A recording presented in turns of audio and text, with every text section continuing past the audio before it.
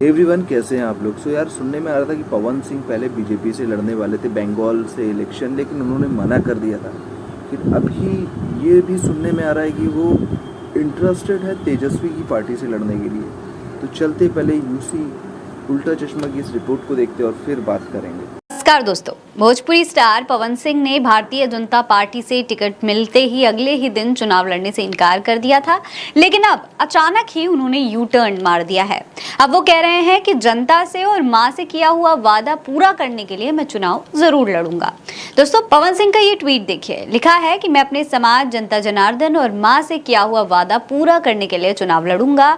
आप सभी का आशीर्वाद एवं सहयोग अपेक्षित है। जय माता दी। इससे ठीक 10 दिन पहले यानी कि 3 मार्च को उन्होंने ये वाला ट्वीट किया था, जिसमें उन्होंने लिखा था कि भारतीय जनता पार्टी के शीर्ष नेतृत्व को दिल से आभार प्रकट करता हूं। पार्टी ने मुझ पर विश्वास करके आसनसोल का उम्मीदवार घोषित किया, लेकिन किसी कारणवश मैं आसनसोल से चुनाव नहीं लड़ पाऊंगा। अब दोस्तों, उन्होंने ये यू टर्न क्यों लिया, किसके कहने पर लिया, और सबसे बड़ा सवाल कि क्या पवन सिंह भाजपा से ही अब चुनाव लड़ेंगे या फिर कोई और पार्टी उन्हें टिकट देगी, ये तमाम सवाल अब उठने लगे हैं। तो दोस्तों, इससे पहले पवन सिंह ने आसनसोल सीट से चुनाव लड़ने से इनकार तो किया था। बीजेपी ने पवन सिंह को पश्चिम बंगाल के आसनसोल सीट से चुनावी मैदान में उतारा था, तब उन्होंने चुनाव लड़ने से मना कर दिया था। दोस्तों, आसनसोल सीट से मौजूदा में टीएमसी के शत्रुघ्न सिन्हा सांसद हैं। भाजपा पवन सिंह को सिन्हा के खिलाफ उतारना चाहती थी। इस दौरान उन्होंने निजी कारणों का हवाला दिया था। आसनसोल से चुनाव लड़ने से इनकार करने के बाद पवन सिंह ने बीजेपी के राष्ट्रीय अध्यक्ष जेपी नड्डा से मुलाकात भी की थी। मुलाकात के बाद पवन सिंह ने कहा था कि जो भी होगा अच्छा होगा। वैसे इस बीच चर्चा ये भी उठने लगी है अब कि आरजेडी से वो चुनाव लड़ सकते हैं, यानी कि आरजेडी पवन सिंह को टिकट दे सकती है। दैनिक भास्कर ने एक रिपोर्ट छापी है। इस रिपोर्ट के मुताबिक चर्चा है कि पवन सिंह आरा से टिकट लड़ना चाहते थे। जनवरी महीने में उन्होंने इशारा भी किया था कि अगर आरा से टिकट मिलेगा तो वो चुनाव लड़ेंगे।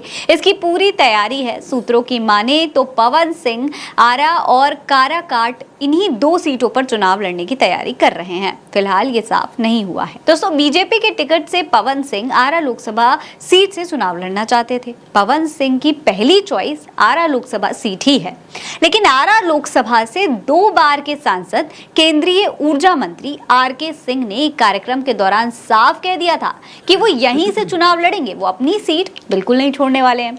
इसके बाद से पवन सिंह का आरा लोकसभा से चुनाव लड़ना मुश्किल दिखने लगा था। हालांकि पवन सिंह ने बीजेपी को ऑप्शन दिया था कि अगर वो चाहे तो बिहार में दूसरी जगह से उन्हें चुनाव लड़वा सकती है, क्योंकि बंगाल के आसनसोल सीट के बारे में कहा जाता है कि यहाँ हिंदी भाषी मतदाताओं की तादाद अच्छी खासी है। बाबुल सुप्रियो यहाँ से सांसद हुआ करते थे। 2022 में हुए उपचुनाव में शत्रुघ्न सिन्हा ने 3 लाख मतों के अंतर से बीजेपी उम्मीदवार को हराया था।